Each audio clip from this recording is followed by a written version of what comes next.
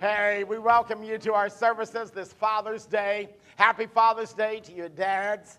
Hope it's a great day for you. Hope your surprises are all good ones and pleasant ones, and you just have a great day. Heard a story of a teenage boy, about 16, 17 years old. His name was Ryan, and he was hanging out with his friends one weekend. He woke up Sunday morning and he realized it was Father's Day and he'd forgotten about Father's Day. So he ran down to the local store in their small town to get a card, and they were all picked over. There was only two left, two cards. He read them both, picked one, signed it, went home, and at dinner time, sheepishly gave it to his dad. And his dad opened the card, and he had a puzzled look on his face. And he goes, "It doesn't make sense." It read, "You've been like a dad to me." And he goes, I am your dad." And the boy said, "Yeah, Dad, it was either that one or one other card that says now that I'm a father too." So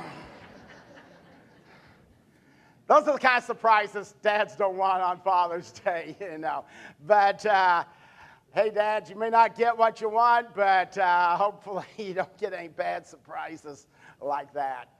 If you're visiting with us today, we're glad you're here. We're doing a series of messages on finding your way back to God. Our theme for 2016 has been refreshed. And we did 2 months in the spring talking about God and who he is and his qualities and his characteristics. And now in the summer, beginning in June, we are doing these messages on connecting up with God, finding your way back to God. And we base it upon the 15th chapter of the Gospel of Luke, on the very familiar passage of the prodigal son. And we saw that in that first message, there is a longing. We long for meaning, for purpose, for love. But in that message, we saw that so often, like the prodigal son, we're looking in all the wrong places. And we find there's nothing wrong with a longing, because God has created us and wired us that way to connect up with him. And if we don't connect up with him, the others is like drinking salt water to try and quench thirst. You just die of thirst. Ecclesiastes said he has set eternity in our hearts. So we realize there's got to be more than this world and this life. And we look around us, and so in that longing, this son, when he left home, was thinking, man, there's got to be more. He didn't realize what he'd already had with his father until he left him and went off in the far country. And that takes us to last week. And we saw where he awakened to regret. Big mistake. One mistake after another. He left cocky and arrogant. He left with his part of his father's inheritance. He had a lot of money. He had a lot of friends at first. But then he just made one bad decision after another, and it just all goes away. And he came to deep regret. He said, I am feeding pigs. Those pigs are eating better than I am. I'd like to have what they're having for supper. That's about as low as you could sink. And we saw in the Jewish culture that the pig was a despised animal. And now he's not eating pork, he's feeding pigs. And he is about as low as you can get, and he has some deep regrets. And we closed last week, if you were here, on that sorry cycle. How that sometimes we just cycle. We think this is where it's at. Oh, wow, that didn't work out the way we planned. And so we have a longing. We try to fulfill it with something other than God. The result's always the same, regret. It's a matter of time. We don't know how long before the regret set in for the prodigal son, but it always comes. Now, instead of immediately going to God, we just kind of spin our wheels like we're stuck in the mud. And I have seen people do this time and time again, saying, wow, this casino thing hasn't worked out. But they just go back to one slot machine after another when they swear they'll never do it again. Somebody will try and find fulfillment in a relationship, and it's not there, and then they'll try to find another one, and they just bounce from one to the other, like the woman at the well that Jesus talked to, and he says, you know, you've had 5 husbands. You're living with somebody now that's not your husband. You just keep thinking, next time it's going to be a different outcome, but it never is until you connect up with God. And so today we talk about finding and awakening to the fact that we need help. And there's not a harder message to preach on Father's Day to dads, because we don't like to think we need help. And we sure don't like to ask for help. But until we get to that point, we'll never have our longings fulfilled, because we'll never connect up to God, and we'll never get past that cycle of regret. Let's read Luke chapter 15, verse 17 and following. When he, the prodigal, finally came to his senses. Understand, when you're apart from God and disconnected from him, life makes no sense. Life is crazy. It's how you live.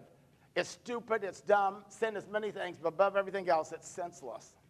But he came to his senses, and he said to himself, at home, memory's a powerful thing. We looked at last week, the power of a moment. At home, even the hired servants have food enough to spare. His dad was a good dad, we saw last week. He fed his servants more than they needed. They ate very well. Here I am dying of hunger. Let's read on. Verses 18 and 19. Now here's the commitment. Not just regret. A lot of people regret things. They never get connected to God. Here's the commitment. I will go home to my father and say, Father, I have sinned against both heaven, God, and you. That's huge. I don't have all the answers. I'm not as smart as I thought I was, Dad. I've made some mistakes. He doesn't even use the word mistakes. He uses the word what? I have sinned against both heaven and against you. I'm no longer worthy of being called your son. Please take me on as a hired servant. Different attitude than when he left. He says, Dad, I'm tired of waiting for you to die. Just give me my part of the money, the inheritance. I'm not going to take care of you in your old age, whatever. I'm out of here. Totally change man. Okay, we read on verse 20. So he returned home to his father. And while he was still a long way off, his father saw him coming. Filled with love and compassion, he ran to his son, embraced him, and kissed him. We're going to talk today about awakening to help, and how do we get connected to God to find the help that we need. Here we go. Number 1, if you're filling in your outline, it's on the PowerPoint. I will admit I am powerless. I can't do this on my own. Help is necessary. As I said, this is really tough for all of us, but boy, if you're a dad, if you're a guy, guys, hey, wives, let me ask you a question. I want an honest answer. And do you have a husband that almost refuses to stop and ask for directions?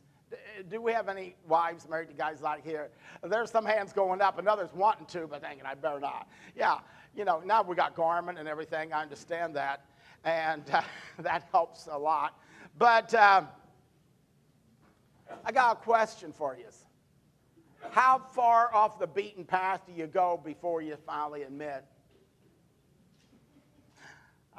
I'm lost. I need help.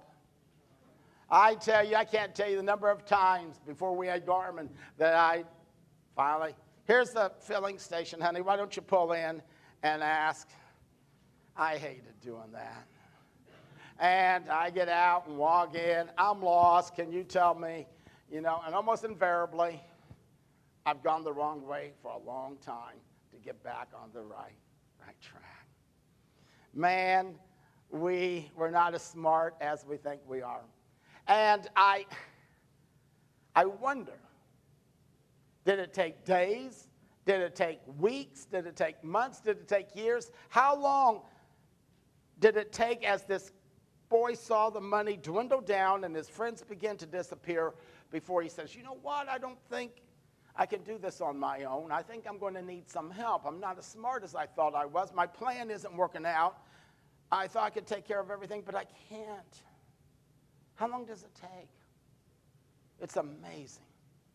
Dave Ramsey tells the true story of a lady that called in one day, and she said, I think we need some help. Now get this. I think we need some help. My husband and I had received, I think it was almost $400,000. It's like $387,000 if I remember correctly, and it's a huge sum in an inheritance or something. And he decided he would invest it in the stock market and day trading and build it up so we would be wealthy for retirement. How many of you know how this story ends? Everybody here, don't you? We know how it ends. You know what they ended up with? Yeah, zero. Over a 3-year period, he managed to lose over $250,000 in the stock market day trading. Couldn't you do better just throwing arrows at stocks on the board, and blindfolded than that, and had better luck? Dave said, I wondered. You're going from almost $400,000. At what point do you realize this isn't working? This isn't working and turning out the way it's supposed to. I need help. I mean, how many of you have sought help when it got down to $300,000 after the first $87,000, or some of you probably the first $87, and you'd say, we need help. It's going the wrong way. Unbelievable. You can go through it all and say, I think we got a problem. That's a poor time. But that's where this boy is. He just bottoms out. Jesus, in Matthew chapter 23 and in Luke 13, talks to Jerusalem as he comes in the last time. And he says, Jerusalem, Jerusalem, you who have slain the prophets, you've killed the prophets that have come to you. How often I wanted to come to you. I wanted to reach out to you. I wanted to help you. I want to offer you security like a hen offers security under her wings, he says, to her little chicks. But you, and I'm quoting, were unwilling. I don't need help. Don't need any. I got it all under control. Listen, you're never going to find your way back to God until you admit you're lost. Amen. And you say, man, I just can't do this on my own. Right. I'm powerless. Help is necessary. Number 2, here we go. I will give up control. Help is available. Now, here's the real issue. It's control. Guys, you like to give up your remote control? Not me. It's mine. It's mine, You like to give up control driving and let somebody else drive and you ride along? Not me. I like to drive. It's just a matter of control. Most of us really struggle with the fact we want control. We think we are in control. This young boy came to his dad. Dad, it's boring around here. I'm going to live life. You know, it's no fun. I'm sure they had some barn burners. I'm sure his dad said, now, wait a minute, son. You're not smart. Hey, Dad, don't preach to me. I can take care of everything. Yeah, right. You know, and I'm sure they really went at it. But the age came to where the boy was old enough, the father probably thought, okay. I'm sure the father realized what would happen before it ever happened. My son can't take care of everything. He thinks he can.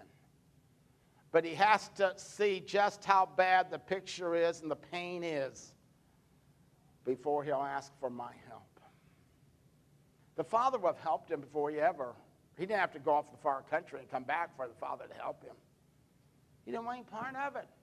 Don't worry about it. We'll take care of it. You know, one of my favorite all-time episodes is a Bonanza episode where this family comes from Mexico to visit the Ponderosa. And there is this beautiful young lady from Mexico, and she, in the conversation, tells how she's so impressed with bullfighters. Well, you have little Joe and Hoss and, and Adam, and they're wanting to impress this young lady.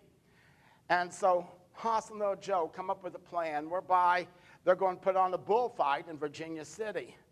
And that this gal be so impressed with little Joe's ability to fight a bull that she'll fall in love with him. They had this great plan. Now, it just, of course, doesn't go according to plan. The first bulls they get were their own bulls, and they were like lambs. They wouldn't do anything. Come on, toe. And the bull just, push him, Hoss. Maybe he'll come if you push him. It just didn't work. There's no fight in those bulls. But then a neighbor has the orneriest, meanest, biggest bull around. And they take this bull to town. And they have this plan. There's going to be a bullfight, and little Joe's going to win. But there's no bullfight because the bull breaks loose before they ever get it to the arena where they're supposed to be, or corral where they're supposed to be the bullfight. I hope you enjoy this clip as much as I do. Hey, here he comes back! Get out of here! Get back in that saloon with that red handkerchief!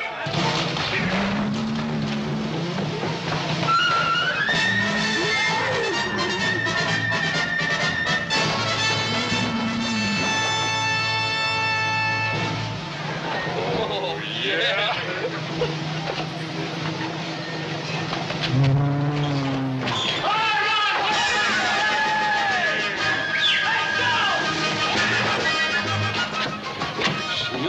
Don't be foolhardy. Your sons can take care of everything. My sons can take care of everything. This I gotta see.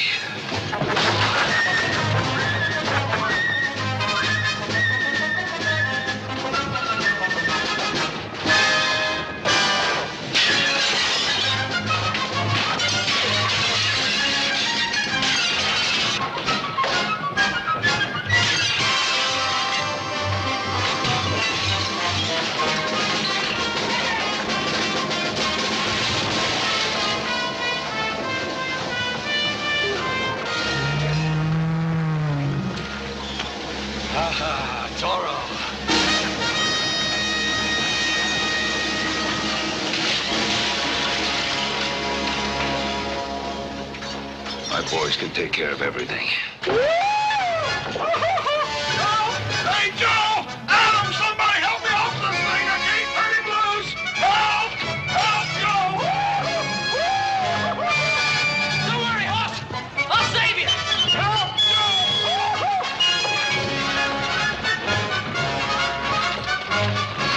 Got him on a run, Hoss! Let's get him!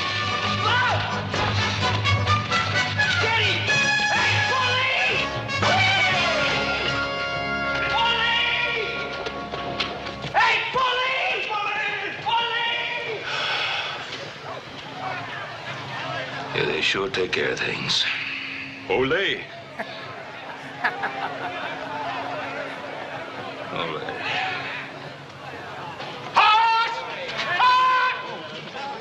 You tell that brother of yours to bring that bull back here. Don't give me back my $100 advance. Who's gonna pay for my saloon? I don't know. I just play guitar.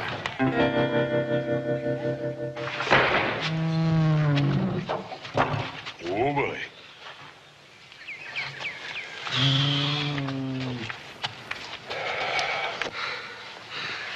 I got a notion what he done in town today is gonna break up a beautiful home. I just can't understand it. Somewhere along the line, I feel I've been led astray. I followed you. Thanks a lot. It was your help that sent him through that last barn.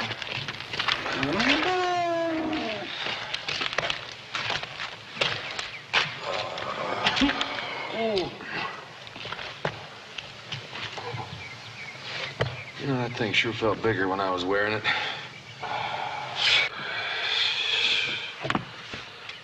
Oh, boy. I sure hate to see old Charlie saloon. I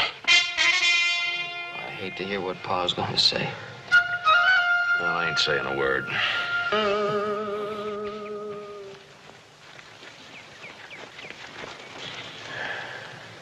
Uh-oh. You think that bull did something to us? Wait till you see this. Pa, let me help you with your horse. Don't touch this animal. I don't want him stampeded all over the territory. Oh, that old bull gave us a terrible time. We tried to get him back in town, but we were lucky to get him in the corral. That bull tore down old man Garvey's new fence. Yeah, well, that happened, see, when we... He also smashed Mrs. Snavely's chicken pens to smithereens. Her hens won't lay eggs for a month, if she can find the hens.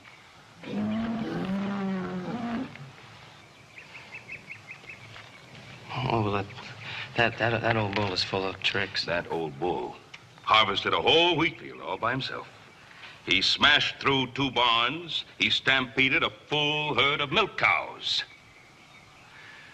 What you have done to the territory of Nevada in one short afternoon will reduce 25 years of Apache raids to a footnote in history. Oh, I just love that episode. That's my all-time favorite of Bonanza. You know, they have this great plan. It just turned into a nightmare. Just everything went wrong. And did you catch the recurring phrase, my sons can take care of everything? This I gotta see. Yeah.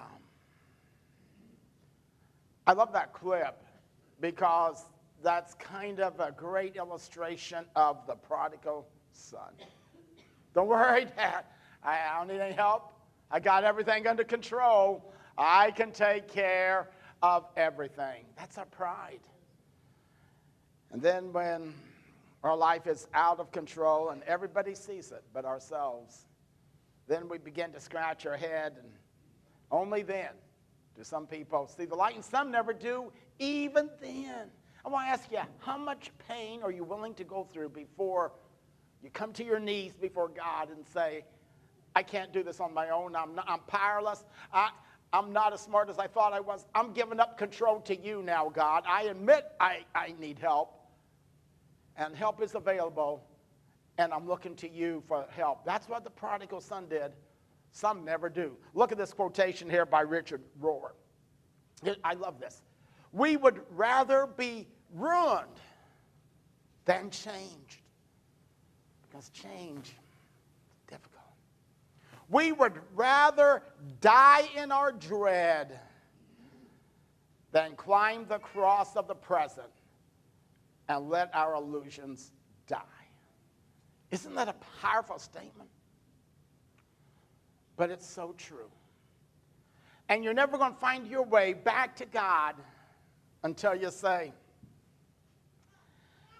you know, I had these plans apart from God, and they blew up in my face. And only when you're totally beat and on your knees many times, and on your back, do you look up?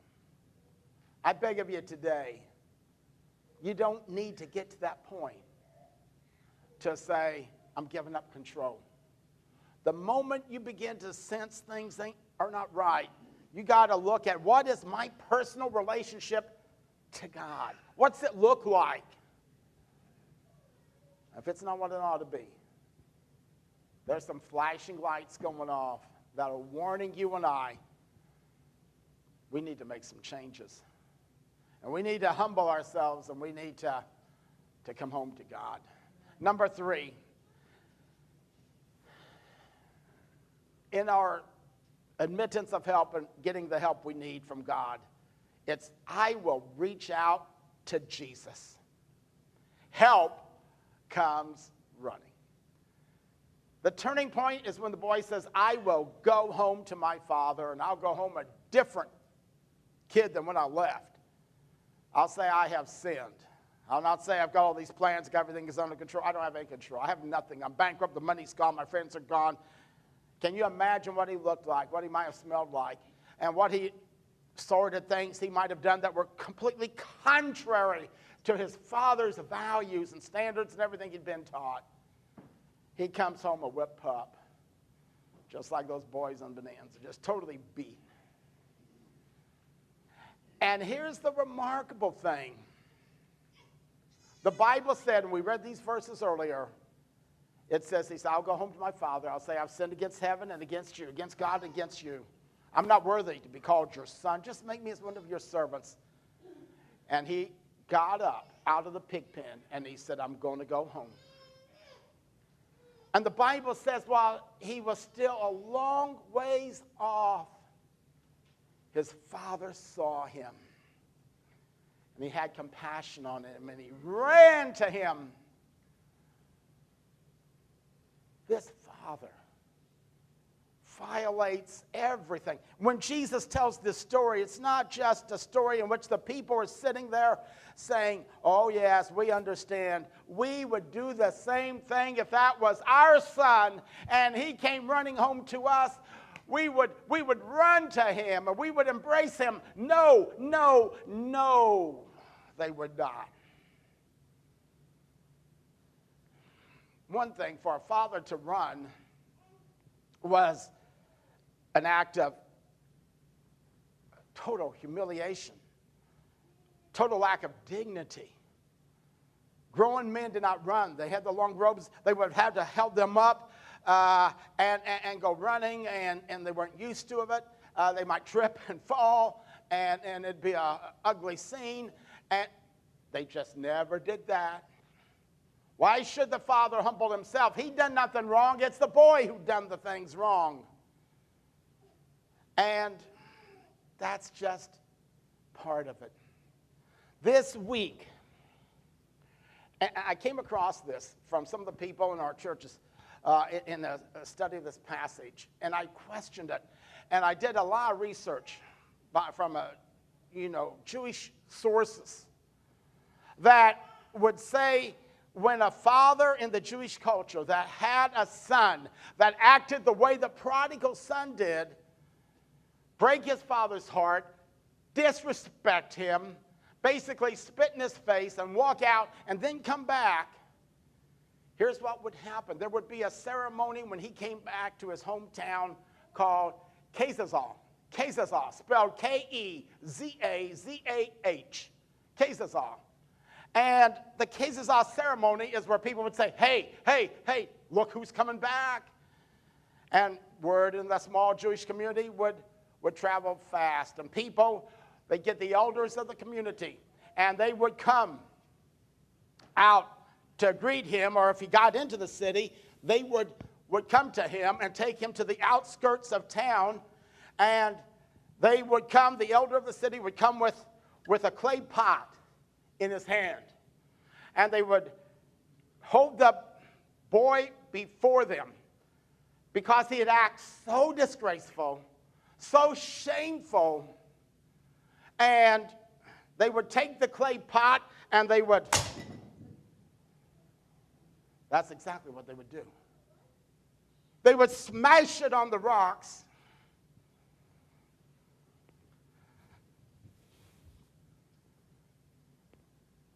They'd pick up a piece and they'd get in the boy's face and say, this is what you have done to your home, to your father, and to this community. You have ripped your father's heart out. You have done nothing but leave things in pieces. There's the road. You go back where you came from. That's why this story is so powerful. Because what Jesus says God does, nobody in that audience would say, yep, that's us. That's what we would do. No, they knew what they would do. They knew the clay pot that would be busted in a million pieces on the rocks. And the finger pointing down the road you came from. But this isn't just another Jewish father. This represents God, our Father. And he comes running to you and I. You just got to take that first step. How is it he saw him when he was far way off? Tell you why, because he's looking for him every day, every hour, every minute of every hour of every day. Last thing before the sun set, I'm sure the Father's scanning. First thing in the morning, looking for him. Wonder how many days he came up empty-handed. How many days and weeks and years passed, perhaps, before. That's my son. He's coming home. God comes a-running. And the people Jesus told the story to couldn't appreciate it like you and I. You know why? Because we see the extent to which God will run to reach out and to help save us. God, the creator of this universe, became a helpless, fragile, vulnerable baby. He lived among us for 33 years. And then he allowed men to humiliate him, to publicly shame him, and die a horrible death on the cross. That was shameful, despicable. Stripped of his garments, unbelievable. But that's the extent your Heavenly Father will go to reach out to you and I in our sin.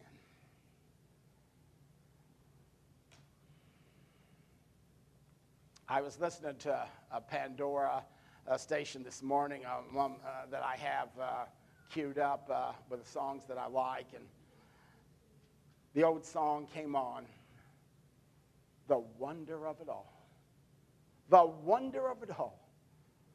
Just to think that God loves me.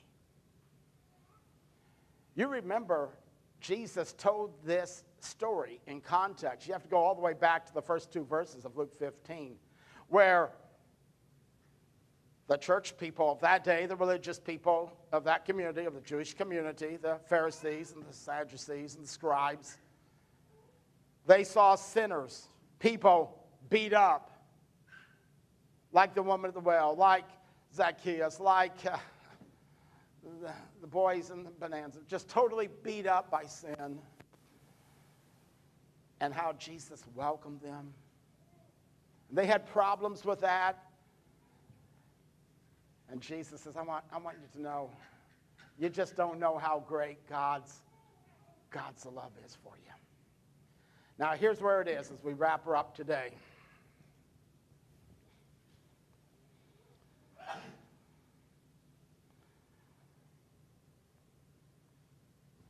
There are some of you, I don't know who you are, I don't need to know. But there's undoubtedly some here today who feels like this peace, totally shattered, and you feel totally broken. And you think, I don't deserve grace. I don't deserve mercy. Well, that's just the nature of grace. It's never based upon deserving it. Otherwise, it wouldn't be grace. It wouldn't be mercy. God doesn't give us what we deserve. He comes to us in our hour of deepest need and gives us what we desperately long for more than anything else. We don't even know it sometimes. And that is salvation. God comes running to you today.